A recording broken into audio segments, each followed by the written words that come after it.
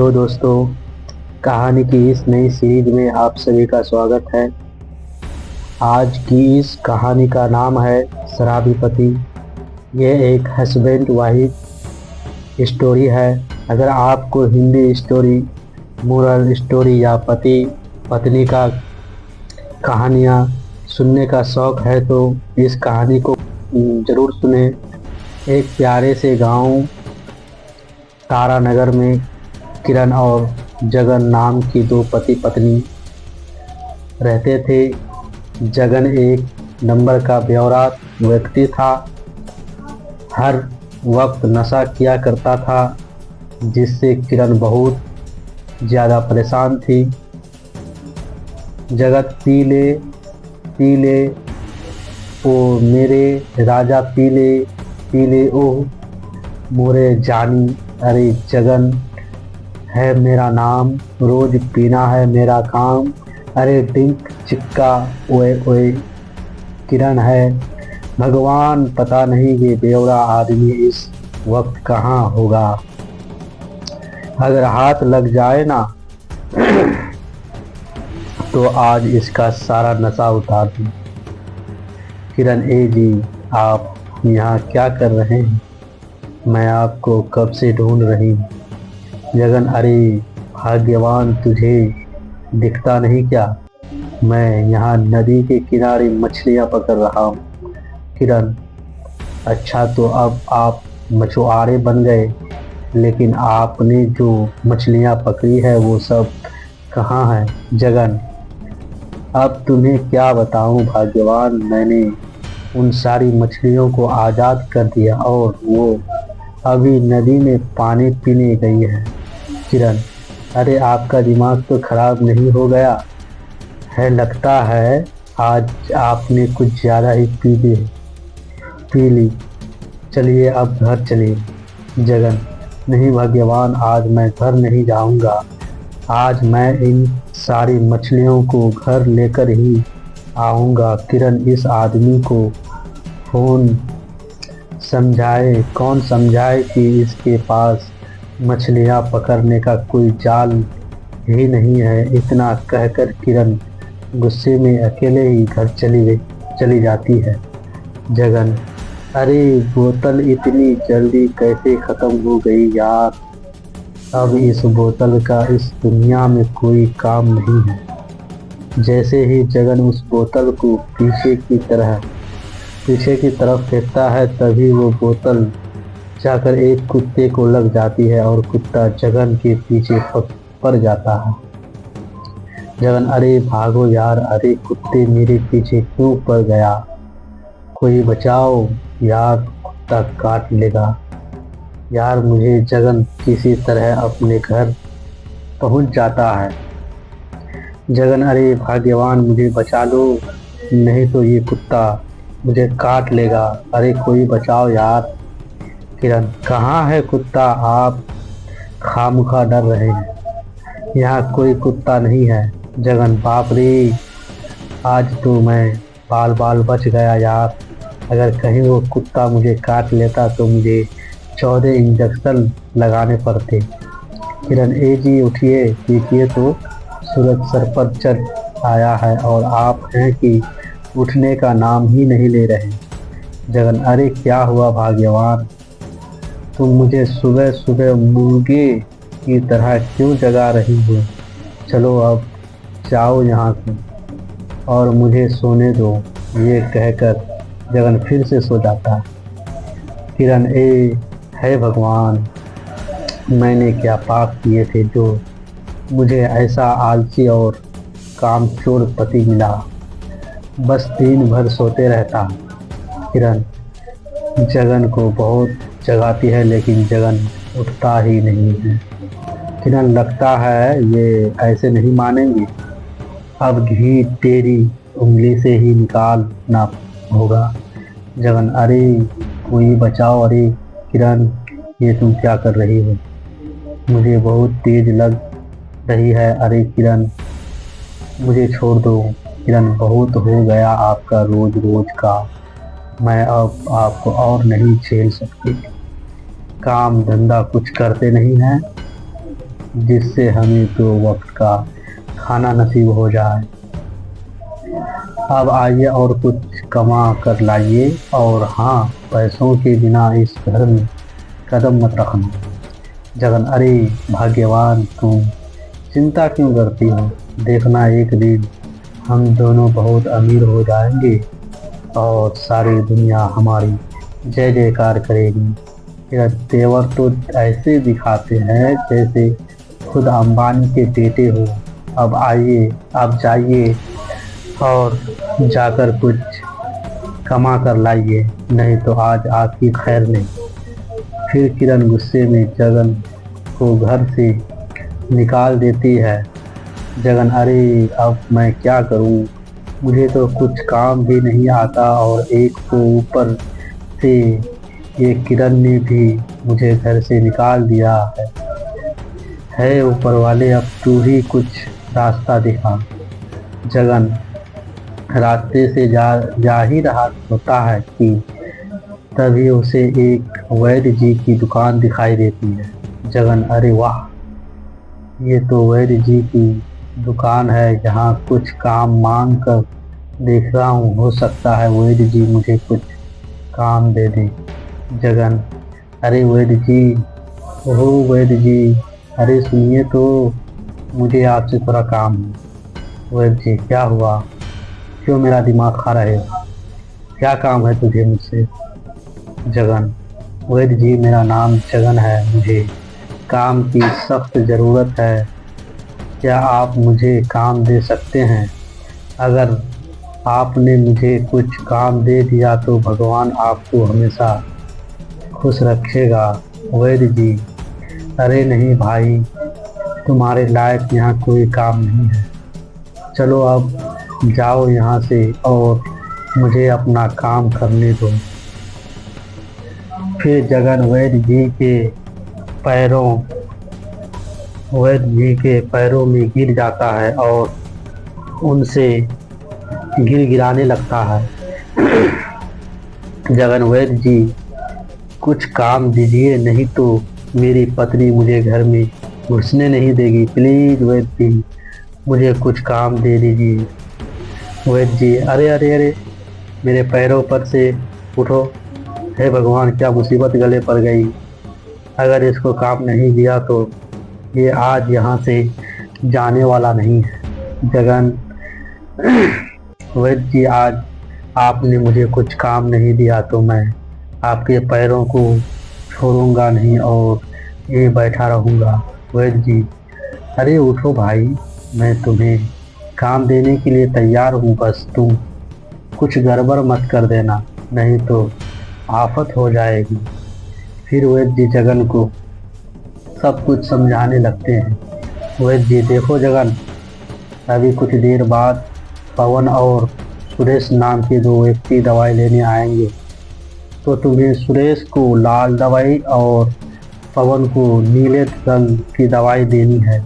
और हाँ, याद रखना, कुछ गड़बड़ नहीं होनी चाहिए, नहीं तो तुम्हें काम से निकाल दूंगा।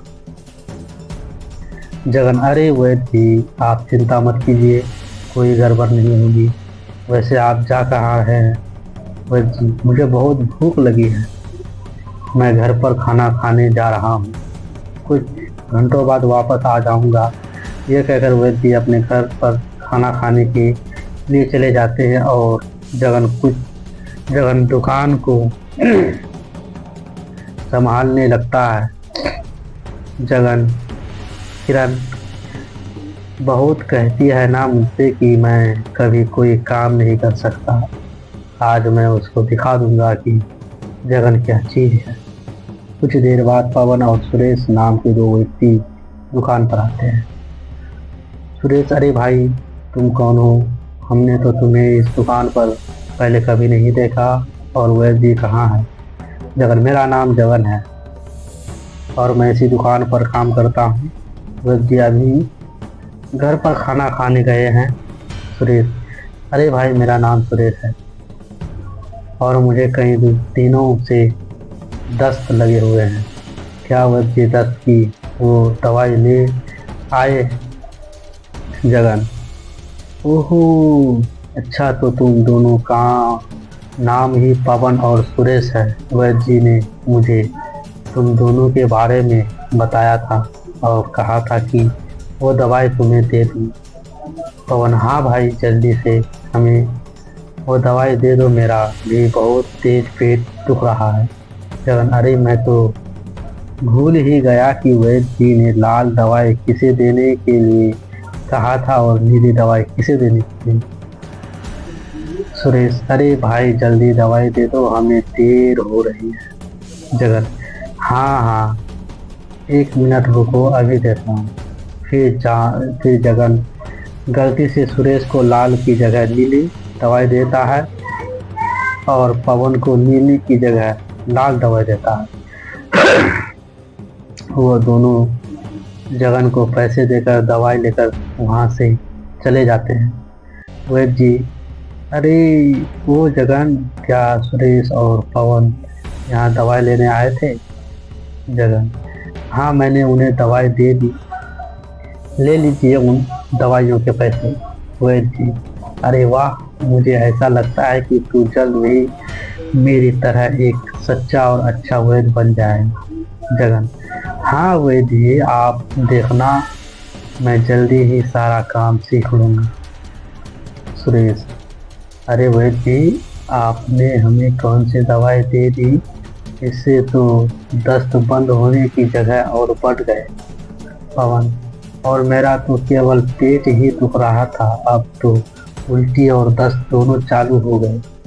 पवन, और सुरेश की बात सुनकर वैद्य को बहुत ज़्यादा डर लगता है और फिर वो डरते हुए जगन से कहते हैं, वैद्य जी, क्यों रे जगन, तूने इनको कौन सी कलर की दवाई दी थी?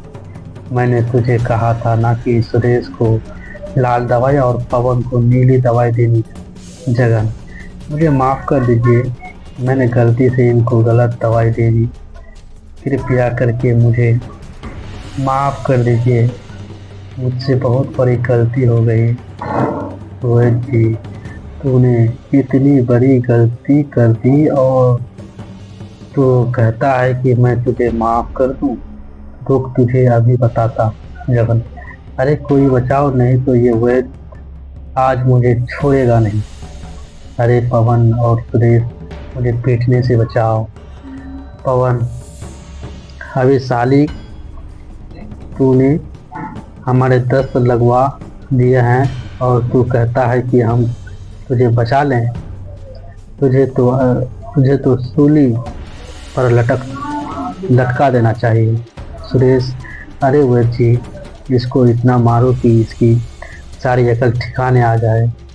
हाँ, और ये भूल कर भी अभी ऐसा काम ना करे, मारो साले को। जगन, अरे वैद्य जी, मुझे छोड़ दो प्लीज़, मुझे जाने दो। और फिर जगन वहाँ से भाग जाता है।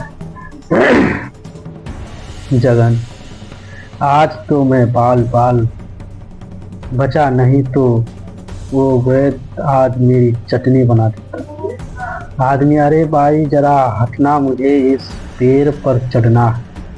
जगन, अरे भाई, पेड़ पर तो मैं तुम्हें चढ़ जाने दूंगा, लेकिन तुम पेड़ पर चढ़कर करोगे क्या? आदमी, अरे तुम्हें इस पेड़ पर लगा इतना बड़ा मधुमक्खी का छत्ता नहीं दिख रहा है क्या? बस मुझे इसी छत्ते को तोड़ना। जगन, तो तुम इस छत्ते का अचार डालोगे क्या? अगर तुम्हें कहीं मधुमक्खियों ने काट लिया तो तुम्हें मोटू राम बना देगी, काट काट की। आदमी, अरे नहीं भाई, इस छत्ते में मधुमक्खियां नहीं है, मैंने कल ही सारी मधुमक्खियों को भगा दिया था और आज मैं इसका शहद लेने आया हूँ। जगन, अच्छा भाई, ये बताओ कि तुम इस शहद का करोगे क्या? आदमी, इस शहद को मैं बाजार में बेचूंगा, इससे मुझे बहुत अच्छे पैसे मिलेंगे और मेरे घर का खर्च आराम से चलेगा। जगन, अरे वाह, ये तो एकदम लल्लन टॉप आइडिया है। मैं भी मधुमक्खी के छत्ते में हाथ डालकर बहुत सारा शहद निकाल कर उसे बाजार में बेच दूंगा। जगन हर ऐसे जगह पेड़ को ढूंढने लगता है जिस पर मधुमक्खी का छत्ता लगा हो और कुछ देर बाद उसे एक पेड़ दिखाई देता है। जगन अरे वाह, इस पेड़ पर कितना बड़ा मधुमक्खी का छत्ता लगा है। अगर मैंने इस छत्ते में से शहद निकाल दिया ना तो मेरी भी अच्छी कमाई हो जाएगी। जैसे ही जगन छत्ते को तोड़ने के लिए उस पेड़ पर चढ़ता है तभी उसके पास बहुत सारी मधुमक्खियां आ जाती हैं। जगन अरे बाप रे, ये मधुमक्खियां कहाँ से आ गई? अरे कोई मुझे इन मधुमक्खियों से बचाओ। अरे आय, मेरी तो कमर ही टूट गई। हाँ, काट लिया। अरे मम्मी रे, पापा रे, मामा रे, फूफा रे, कोई तो बचाओ रे। जगन को कई सारी मधुमक्खियां काट लेती है और जगन भागते भागते अपने घर पहुंचता। जगन अरे किरण, जल्दी से दरवाजा और खिड़कियां बंद करो नहीं तो आज कयामत आ जाएगी। किरण अरे क्या हुआ जी, आप इतने घबराए हुए क्यों हैं? और आप मुझे दरवाजे और खिड़कियां बंद करने के लिए क्यों कह रहे हैं? जगन अरे पहले बंद तो करो, मैं तुम्हें सब बताता हूँ। किरण दरवाजा और खिड़कियां बंद कर देती है। किरण लो, अब तो मैंने दरवाजे और खिड़कियां भी बंद कर दिया, अब बताइए आखिर क्या बात है? फिर जगन ने किरण को मधुमक्खी के छत्ते वाली सारी बात बताई। किरण ए जी, आपको ये भी पता नहीं चला कि उस छत्ते में बहुत सारी मधुमक्खियां हैं? जगन यहाँ उन मधुमक्खियों ने मेरा काट काट कर तेल निकाल दिया और तुम्हें हंसी आ रही है? किरण अरे हंसू नहीं तो और क्या करूं? आप काम ही ऐसा करके आए हैं जिसे सुनकर मेरी हंसी ही बंद नहीं हो रही। जगन और किरण आपस में बात कर ही रहे होते हैं कि तभी तेज हवाएं चलने लगती है और घर की खिड़कियां और दरवाजे खुल जाते हैं और सारी मधुमक्खियां घर के अंदर घुस जाती है। जगन अरे किरण भागो, ये मधुमक्खियां तो फिर आ गई, लगता है आज ये हमारा पीछा नहीं छोड़ने वाली। किरण ए जी, आप भी ना किस मुसीबत को घर ले आए, अब ये मधुमक्खी हमें छोड़ेगी नहीं। जगन अरे कोई बचाओ, नहीं तो मधुमक्खियां हमें छोड़ेगी नहीं। किरण है भगवान, कैसा पति दिया है तूने मुझे, इनसे एक काम तो ढंग से होता नहीं। अरे कोई हमें इन मधुमक्खियों से बचाओ।